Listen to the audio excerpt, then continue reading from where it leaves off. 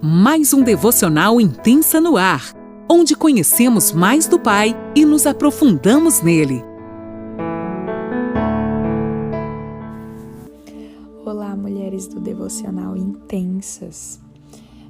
Esse devocional que tem abençoado tantas mulheres, que tem auxiliado tantas mulheres a superar os seus medos, os desafios, seus desafios, utilizando o exemplo dessas mulheres lindas da Bíblia, guerreiras, que são assistidas pelo Senhor, Ainda essa semana eu conversava com meu marido. Deixa eu me apresentar primeiro, Meu nome é Maiara. Eu e o meu marido, nós trabalhamos com os jovens, auxiliamos no pastoreio de jovens aqui do Abba Pai Church, em Criciúma. Tenho 2 filhinhos, a Laís, que tem 8 anos, o Lucas, que tem 6 anos, e o meu marido se chama Fabiano. Estamos aqui nessa empreitada, aqui crescendo, amadurecendo junto com os jovens aqui de Criciúma, os jovens do Imersão. Então essa semana eu ainda conversava com o Fabiano sobre o meu esposo, sobre como Deus acolhe as mulheres. Existem alguns assuntos na Bíblia que ficam muito claros, muito objetivos, sobre questões raciais, por exemplo, desigualdades, E a mulher não é diferente. Então Deus deixa muito claro a forma que Ele trata as mulheres na Bíblia. O amor, o carinho. Então nós vemos tanto as pessoas falarem, sobre como as mulheres precisam ser submissas, como as mulheres precisam servir os seus lares, como as mulheres, e tudo isso é uma verdade. Mas como existe a necessidade também de falar que Jesus sempre ensinou que os homens amassem as mulheres, tratassem elas com amor e como um vaso frágil. É exatamente essa expressão que Paulo utiliza lá nas cartas depois, Então, Jesus amava tanto as mulheres, incluía tanto as mulheres. A gente vê aquela mulher pecadora, se rendendo aos pés dele, lavando com lágrimas, secando com os cabelos, na presença de homens, de tantos homens, e não qualquer homens, mas homens importantes na sociedade, incluindo o anfitrião da casa, Simão, que era um homem importante. E aquela mulher entra naquele lugar e Jesus não a reprime e ainda utiliza ela como um exemplo de amor, de devoção, de adoração. Jesus incluía as mulheres, Mulheres não se assentavam aos pés de rabinos para aprender, mas aos pés de Jesus as mulheres se assentavam para aprender. E a gente vê Maria, irmã de Lázaro, se assentando, A gente vê também Marta servindo, correndo de um lado para o outro para servir os homens, para ter esse cuidado com o mestre, com os homens, e isso é lindo. Mas a gente vê também Maria se assentando aos pés dele e Jesus honrando ela diante de todos, dizendo, olha, ela escolheu a boa parte, ela escolheu uma boa parte, que é a parte de me ouvir, que é a parte de aprender comigo. E quantas vezes eu já parei para pensar, se eu tiver esse equilíbrio de servir com todo amor, com todo o meu coração, como Marta, mas também ser como Maria, de me assentar aos pés de Jesus para aprender. Então a gente vê a inclusão das mulheres e eu acho isso maravilhoso, eu acho isso lindo. Jesus ensinou com o próprio exemplo, incluindo as mulheres, amando as mulheres, não deixando elas de fora daquilo que Deus quer fazer, mas pelo contrário, na ressurreição, ele se revela primeiramente a uma mulher, Maria Madalena, Ele faz questão de ter na Bíblia que uma mulher estava lá aos pés da cruz, enquanto os discípulos talvez correram, enquanto Pedro talvez o negou, uma mulher estava lá, aos pés da cruz, aos pés de Jesus. Maria Madalena estava lá, ela foi até a morte, ela foi até a cruz, ela estava lá. Então Jesus faz questão de não só permitir que elas façam parte, mas dar papéis importantes para as mulheres. no propósito dele, naquilo que ele quer fazer. Eu acho isso lindo, maravilhoso. E as mulheres dos devocionais intensas têm sido essas mulheres, né? Que querem aprender mais de Jesus, que querem participar de forma relevante daquilo que o Senhor tem feito na nossa geração, daquilo que o Senhor tem feito no nosso tempo. E esses devocionais têm sido lindos, né? Testemunhos de mulheres reais.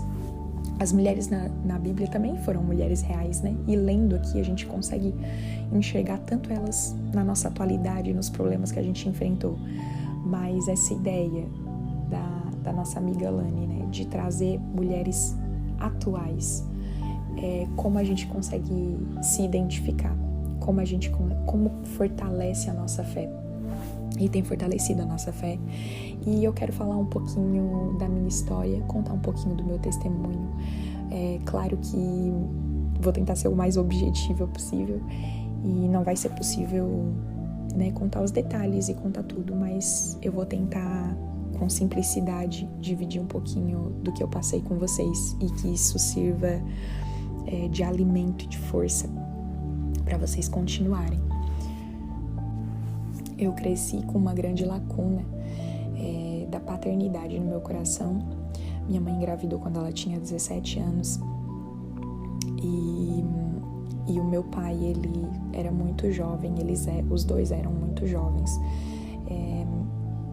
e incentivado pela família, incentivado pela mãe dele, ele decidiu que abrir mão, né, de auxiliar minha mãe, abrir mão de ser o meu pai, de me criar, e ele decidiu morar longe e deixar minha mãe, né, com esse trabalho, né, com essa responsabilidade de me criar, de me educar, de me amar. E a minha mãe assumiu essa responsabilidade, mas o medo de estar sozinha foi tão grande que ela se uniu a um homem quando eu tinha 1 ano de idade. E esse homem se tornou meu padrasto. E esse homem passou a abusar de mim sexualmente. Não consigo lembrar quando começaram os abusos. Eu acho que eu tinha antes dos 5 anos de idade, eu era muito nova. E eu lembro que com 5 anos eu consegui, depois que eu cresci, né, eu consegui identificar a idade que eu tinha, porque com 5 anos eu lembro que eu tive uma festa de aniversário surpresa, né, minha madrinha fez pra mim, e aquela festa marcou muito a minha vida, porque eu queria muito aquilo, né, eu lembro que no meu coração eu pensava assim, que eu não comemorava aniversário, sabe, naquela época, a gente muito pobre, e eu lembro que aquela festa foi muito importante pra mim, então ela marcou muito a minha vida. E eu perguntei, né, depois de adolescente, eu perguntei pra minha mãe, quantos anos eu tinha quando eu ganhei aquela festa de aniversário da minha madrinha? E ela falou, tu tava completando 5 anos. Então, eu tenho flashes de memória, né, com 3 anos de idade. Eu sei que eram 3 anos de idade, porque eu perguntei, mãe, quando eu ficava na casa da minha avó paterna, né, por parte do meu padrasto, no caso, quantos anos eu tinha quando eu ficava meio período lá, né, que tu precisava ir trabalhar e eu tinha que ficar com alguém, porque ela não podia ficar comigo, não podia pagar uma babá, não podia. E eu ia pra casa dela, quantos anos eu tinha? Ela dizia, você tinha 3 anos, você tinha 5 anos. Então, eu consegui ir assimilando a idade mais ou menos que eu tinha, né, quando os abusos começaram. E eu tenho flashes de memória